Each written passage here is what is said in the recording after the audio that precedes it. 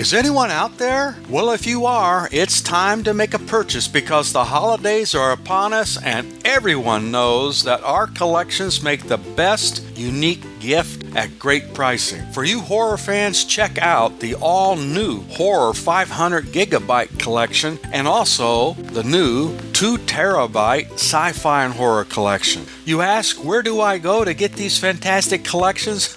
Well, you go to oldtimeradiodvd.com, of course, and while you're there, sign up for Nostalgia USA Digital Magazine with over 15 hours of audio and video in every issue, all free. Where, you ask? Well, oldtimeradiodvd.com, of course. Visit today. Order today. oldtimeradiodvd.com. Trust me, you'll be glad you did. Palmolive Soap, your beauty hope, and Luster Cream Shampoo for soft, glamorous dream girl hair bring you Our Miss Brooks, starring Eve Arden.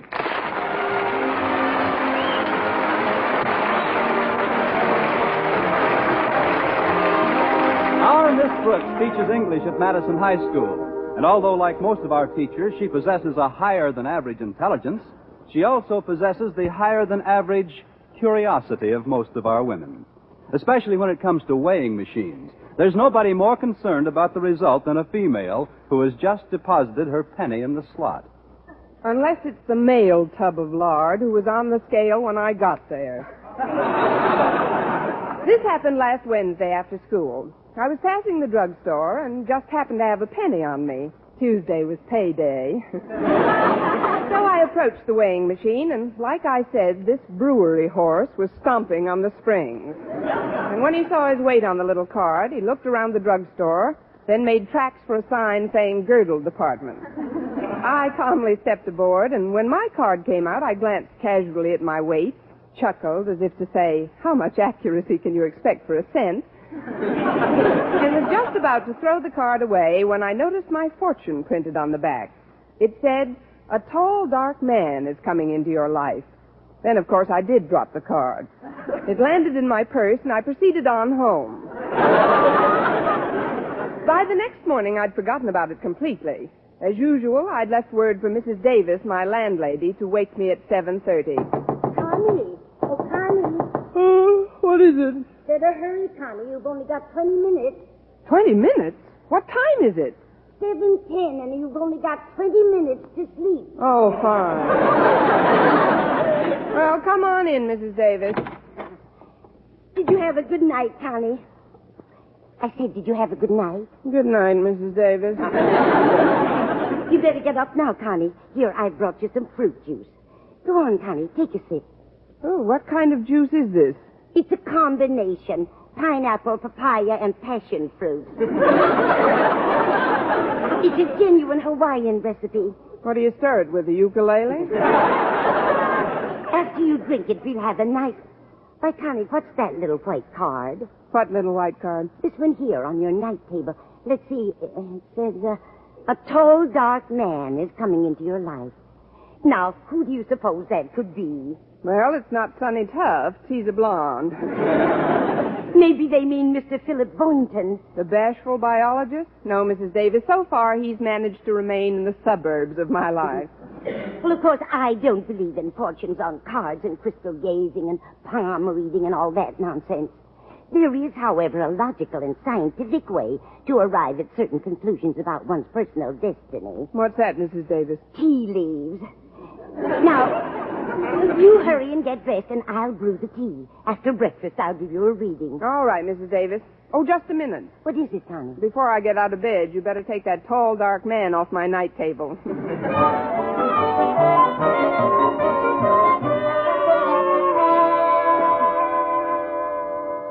Finished with your tea, Connie? Yes, Mrs. Davis. Let's see now. Where are the leaves? Well, most of them are in my teeth. Here we are. There's plenty left for a reading. First, we revolve the cup 3 times slowly between our hands, then quickly turn it over onto the saucer. There. Well, what do you know? The weight card was right. What? There he is, right there in the cup. The tall, dark man who's coming into your life. Don't tell me you can't see him. Oh, of course. For a minute, I didn't recognize him with all those tea leaves on. This is an amazing coincidence, Connie. I'd like to get another reading if you don't mind. Oh, not at all, Mrs. Davis. It's always nice to be sure. Well, what do you know about that? I know, he's gone. Left town without even saying goodbye. Connie, be serious. This is an amazing thing I see in this cup. What now, Mrs. Davis? I don't think I should tell you. Why not? Because you're not even married yet. Oh, but I'm a big girl now. I'll have to find out sooner or later. I never would have believed it. 3 of them. 3 tall, dark men? No, Constance. 3 little ones. 3 little dark men? Children. You're going to have 3 children. Well, don't look so shocked, Mrs. Davis. Maybe they're his by a former marriage. No, Connie, they're yours. But how can you keep your job at school if you've got to take care of... Oh, I know. I'll get Mrs. Fletcher. When my niece's birthday had the twins.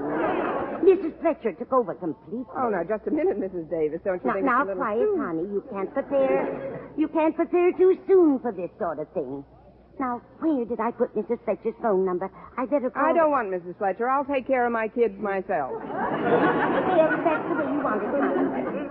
After all, I'm only trying to be helpful. Oh, I'm sorry, Mrs. Davis. This tea leaf business is pretty fascinating. But I better get ready. Walter Denton's giving me a lift to school again. Oh, is your car in the repair shop, Connie? Yes, it is. What's wrong with it this time? Well, I can't be sure, but I think that Joe, the mechanic, and my car are that way about each other. Every time I try to separate them, the car blows a gasket. Oh, there's Walter now. I'll be right with you, Walter. Oh, before you go, Connie, please do me one favor. Certainly. What is it? Promise me you'll be very careful today. Careful? Oh, you mean about my fortune. Mrs. Davis, I give you my word of honor. I'll let you know in plenty of time to call Mrs. Fletcher.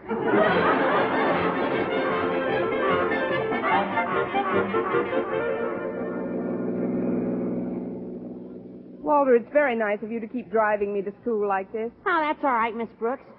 I don't like to take advantage of the fact that because your car is incapacitated and I can jump into the breach now and then, transportation-wise, that is, you can't very well refuse gracefully, but I'm telling you can before I even ask you. That's square enough, isn't it? Square as things since Clyde McCoy. But being an English teacher, I practically understand you, Walter. Just what kind of advice do you need this morning? Oh, it's a girl. What's a girl? Harriet Conklin. Why, Walter Denton, you've been wearing your glasses again. What about Harriet? Well, I'm afraid it's a pretty long story. That's all right. I have a pretty long ear. Well, as you know, Miss Brooks, Harriet Conklin is the daughter of Mr. Conklin, Granted. who in turn is married to Harriet's mother, Mrs. Conklin. It all started the night before last. See, I told you it was a long story. Only the way you tell it. Go ahead. Well, the night before last, I had a date with Harriet to go to the movies. When I got to her house to pick her up, she acted like I had bubonic plague or something. Did you? I mean, what did she do? Well, she said that she couldn't be bothered with me anymore because a tall, dark man was coming into her life. Her too? Must be an epidemic. Where did she find out about this tall, dark man? Well, that's where Mother comes in. Maybe there's a shorter way to listen to this story. Her mother and Harriet had taken out the Ouija board that afternoon. That's when they found out about this tall guy. Well, after all, Walter, you can't compete with a non-existent rival. That's just the trouble. He's not non-existent. He's not? No, he materialized yesterday. Oh, now, Walter, please. No, it's true, Miss Brooks. Harriet told me all about him when I called yesterday evening, although I wasn't going to after the way she treated me the evening before. But when I did, she told me that this tall, dark French teacher had checked in at their house to give her father his papers before he began teaching French at school today. I know you're telling me something because I can see your lips moving. What is it, Walter? Well, don't you understand, Miss Brooks? It's called an exchange deal. This teacher came over from Paris, France. What did we send them? 2 outfielders and a shortstop? Oh, I don't know about that, but I do know that Harriet sounded like this French teacher was a combination of Maurice Chevrolet and... I know. Maurice Chevrolet and Charles Buick. I was going to say Charles Boyer. That's what I was afraid you were going to say. This teacher must be quite an interesting personality. What's his name? Let's see now. Well, there's an article about him in the school paper. Oh, I know. It's Manette. Jacques Manette. Jacques Manette? Oh, you mean Jacques Monet. Say, that is a romantic-sounding name, all right. I'll bet he's a very nice person. Oh, it's not him I'm worried about. It's Harriet. Since he showed up, she thinks the Ouija board is infallible. The Ouija board? Oh, that's ridiculous. Harriet's much too sensible to... Why, I'm surprised at her. Next thing you know, she'll be having her tea leaves read. 3 children?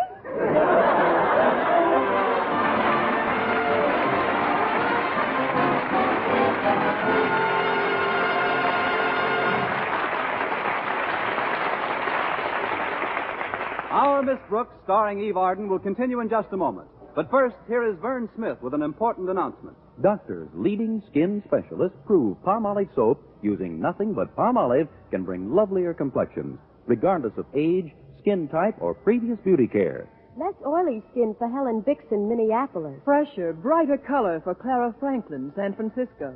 Smoother, younger-looking skin for Rochelle Bruchot, New York City. Yes, 36 doctors, leading skin specialists, advised using Palmolive for 1,285 women, many with complexion problems. Some had dry skin, some oily, some dull and coarse-looking. And using Palmolive alone, nothing else, 2 out of 3 want fresher, brighter skin. Now, here's the plan these doctors advised. Wash your face with Palmolive soap. Massaging for 1 minute with Palmolive soft lather. This cleansing massage brings your skin Palmolive beautifying effect. Rinse. Do this 3 times a day for 14 days. It's that simple. But remember, leading skin specialists prove this plan really works, regardless of age, skin type, or previous beauty care. So try Palmolive soap this way, using nothing but Palmolive, as these doctors advised, for a lovelier complexion. For loveliness all over, use big, thrifty bath-size Palmolive in your tub or shower.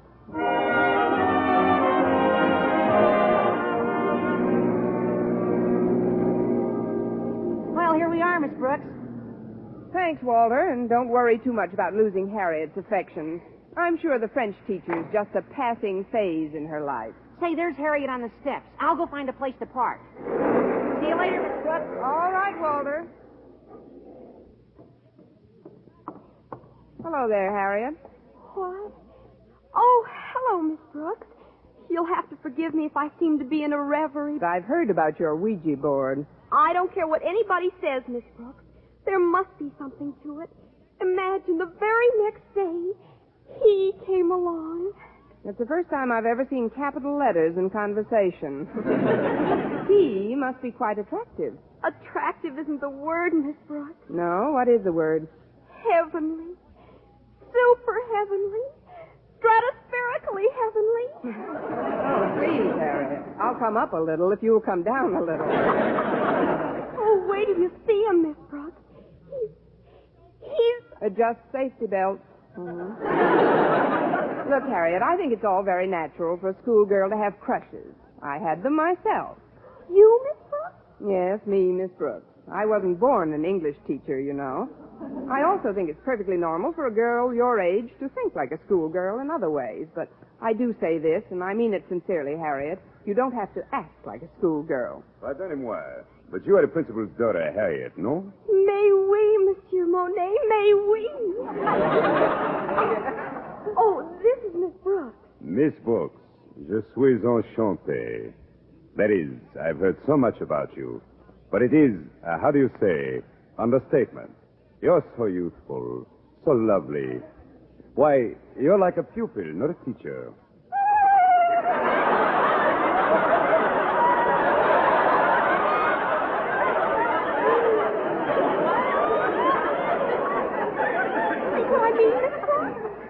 Run along, Harriet. You'll be late for school. But we're at school. Oh? When did that get here? Something is wrong. Wrong? Oh, I should say not, Monsieur Monet. It's just that, well, we don't meet such distinguished visitors every day, and, well, they must have given at least 3 outfielders and 2 shortstops for him. Pardon? Oh, it's just a figure of speech. Oh, and a lovely figure you have, too. Oh, this this is a doll. Shall we go into the school, Monsieur Monet? Oui, yes. I have to stop at Monsieur Conklin's office. You show me where it is, huh? No? I show you where is it. Yes. And I hope Mr. Boynton sees us together. I'll direct Monsieur Monet to Daddy's office, Miss Brooks. Oh, you won't have time, Harriet. You have to freshen up before your class. Freshen up. But I just stepped out of the shower. Then give yourself a rub down. You'll catch cold. This way, monsieur.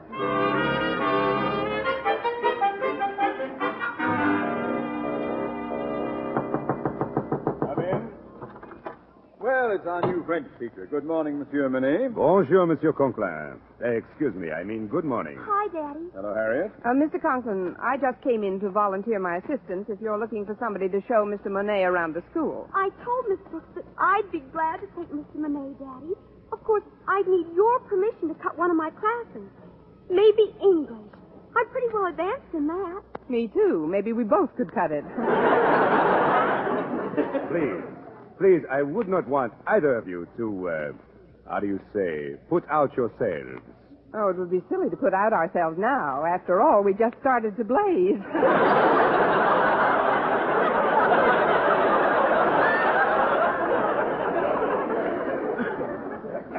I'm sure I'll be able to show Mr. Monet the rope. But, Daddy, you're too busy. Oh, much too busy, Daddy. I mean, Mr. Conklin, I have a study period coming up in which I don't have want to plenty hear of- any more about it. I'm sure Mr. Monet wouldn't want us to feel that because of him our entire system was disrupted. Oh, certainly not. I can find my own way about the premises. I'm sure that... Well, in that case, come along, Harriet. You're in my first class, you know. Oh, one moment, Miss Brooks. Would you do me the great honor of perhaps having lunch with me? With pleasure. Oh, but I did have a date with Mr. Boynton. I think I'll keep that date, too. Maybe it'll open his eyes a little. I'll see you in the cafeteria, Mr. Monet. But I thought Mr. Monet was going to have lunch with us. Didn't you tell me you were going to invite him to the house, Daddy? Invite him? Well, I suppose so. Thank you just the same, monsieur, but I would rather not leave the school proper during my first day. Ah, an admirable spirit, Monet. If more of our homegrown teachers had it, Madison High School would be a better place in which to learn something. Something like English, for example. Yes. Well, as the little boy in the Fisk ad says, it's time to retire.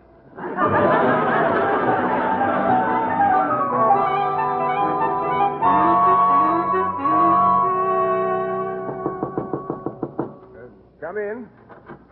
Hello, Mr. Boynton. Oh, it's you, Miss Brooks. How are you today? Fine, thanks. I'm glad I caught you before your class got in. I wanted to ask you about lunch. Oh, I'll be happy to join you. Thanks very much. Oh. Well, I had other plans, but how can I resist an invitation like that? By the way, Mr. Boynton, do you speak any foreign language? Just American. Why, Mr. Boynton, you're getting quite a sense of humor. Must catch it from your frogs. Really, though, do you speak French, for instance? No, I don't. Then you wouldn't know what a French person would be saying to me if he said it in French, would you? No, I wouldn't. Good. This may be a very interesting lunch for all of us. All of us? Yes, you see, there's a new teacher in school. Oh, you mean Jacques Monet? You've met him? Oh, yes. I had to deliver some papers to Mr. Conklin's home yesterday, and he was there. Oh, he's a prince of a chap. We had quite a time together. Be nice to see him again at lunch. Oh, it will. Oh, yes. As a matter of fact, you'll have to apologize to him for me. I'm afraid I'll be a little late. Oh, you will? That's too bad, Mr. Boynton. Why will you be late? Well, it's McDougal here. You know, my bullfrog. He's got me worried, Miss Brooks. It's his throat. He can't seem to croak above a whisper. Oh, that's too bad. Poor McDougal. Hi, Mac. He must have gargled. Did sound pretty good, but... No, I'll still have to stay close to him to see how the medication I'm giving him catches on. I'll get to lunch as soon as I can, though. Ah, good old Jacques Monet. He's a real man's man. You've been wrong before, Brother Boynton, but never like this.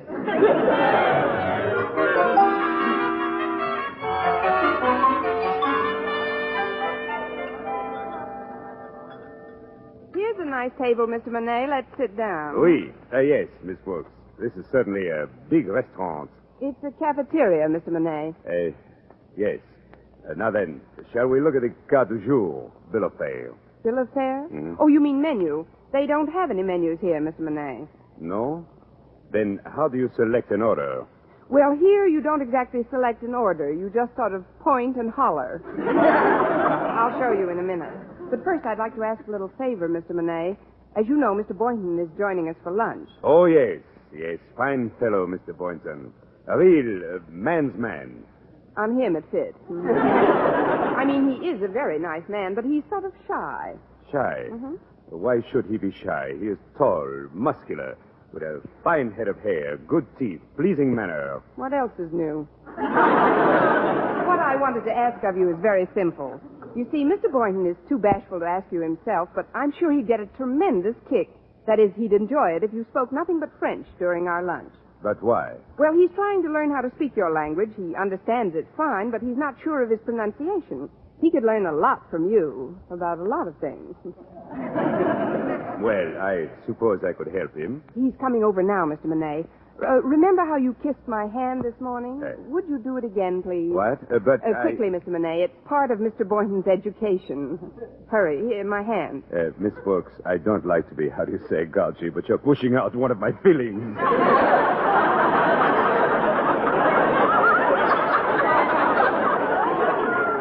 There you are. What's the trouble, Mr. Monet? Got something caught in your teeth? Just an old cuticle of mine. Sit down, Mr. Boynton. Comment ça va aujourd'hui, monsieur? Yeah. How do you like our cafeteria? C'est bon. Mr. Monet says it's lovely, but not half as lovely as I am. Why, Mr. Monet, how flattering. Let's see now. What'll we eat today? Well, how about the roast beef? That's what I'm going to have. Me, too. How about you, Mr. Monet? Tell him in French. Je désire un petit marmite, ou vichyssoise, une salade et une tranche de roast beef, des haricots verts, des crêpes Suzette et une demi-tasse. Oh, Mr. Monet, you and your compliments.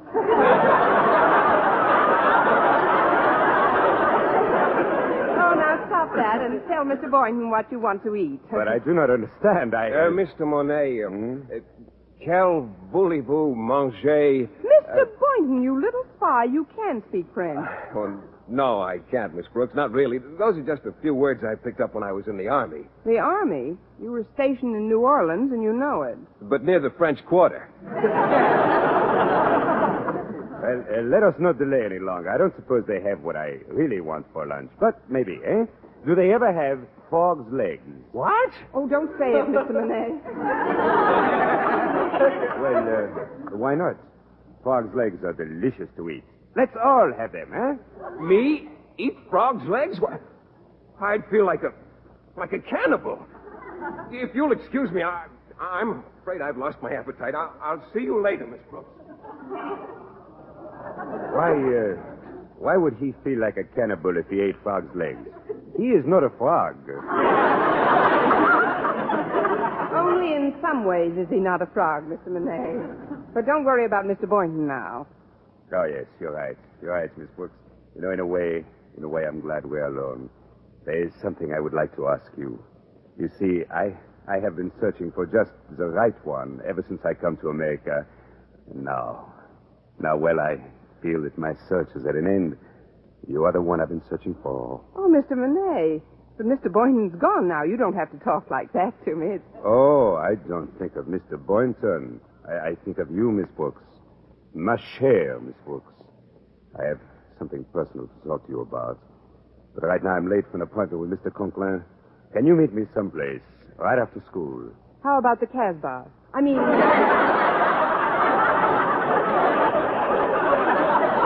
the park. Fine. Of course, I have several papers to mark, and besides, I have to formulate my plans for tomorrow's class, and there are some other routine affairs I must take care of. Oh, I realize this. How long will it all take? Well, school doesn't let out until 3, and it's a 20-minute walk to the park. Would 3:10 be all right?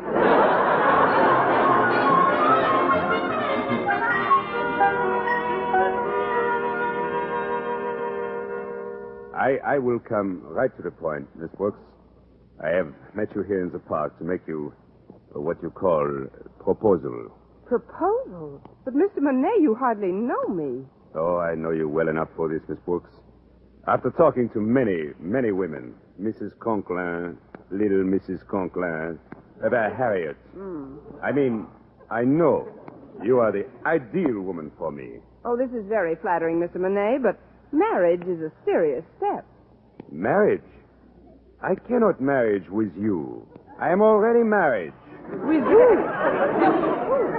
Well, with my wife, Helene. She arrives here next week. For you, I have another proposal. Any other proposal is only good for a sock in the nozzle. No, you do not understand. I want you to accept a position as tutor for my 3 children. 3 children? Oh, Mrs. Davis will love this. Well, they need very badly coaching in English before they can enter school here. And, well, what do you say, Miss Brooks? Will you help us out? Mr. Monet, may I ask you one question? Of course. What is it? Among your children, is there a tall, dark one in the crowd?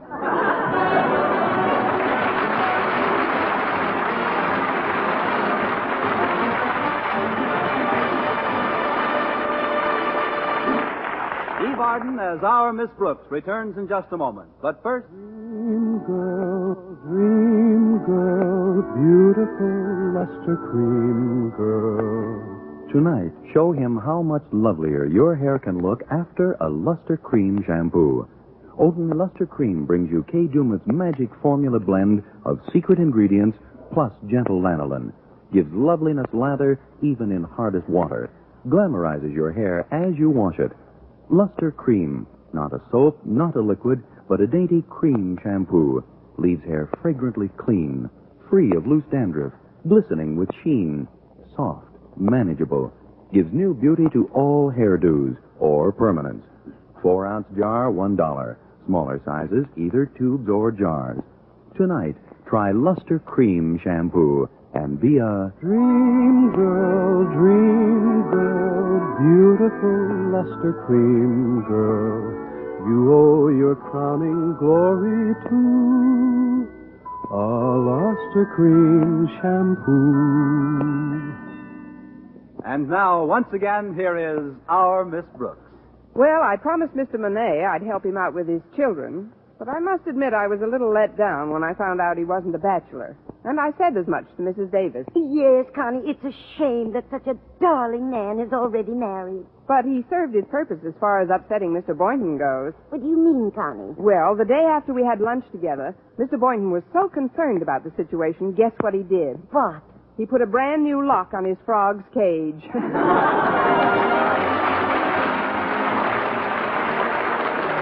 Next week, tune in to another Our Miss Brooks show brought to you by Palmolive Soap, your beauty hope, and Luster Cream Shampoo for soft, glamorous dream girl hair. Our Miss Brooks, starring Eve Arden, is produced by Larry Burns, written and directed by Al Lewis, with music by Wilbur Hatch. Mr. Boynton is played by Jeff Chandler, Mr. Conklin by Gail Gordon. Others in tonight's cast were Jane Morgan, Dick Crenna, Gloria McMillan, and Gerald Moore.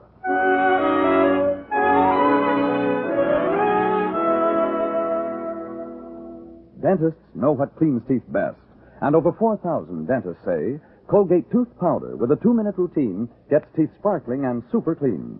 So to remove dull film and get your teeth shining clean, just brush teeth 2 minutes morning and night with Colgate tooth powder. Brush inside, outside, and biting surfaces. Always brush away from the gums. See how this gets teeth naturally bright. It removes dull film that improper brushing misses. And Colgate tooth powder also sweetens your breath. Try it. Buy Colgate tooth powder today. For mystery liberally sprinkled with laughs, listen to Mr. and Mrs. North, the exciting, fun-packed adventures of an amateur detective and his beautiful wife. Tune in Tuesday evenings over most of these same stations.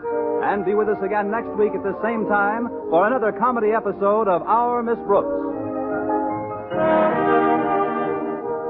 Do you want to be free to work where you choose, start your own business, own your own home, invest your money as you see fit?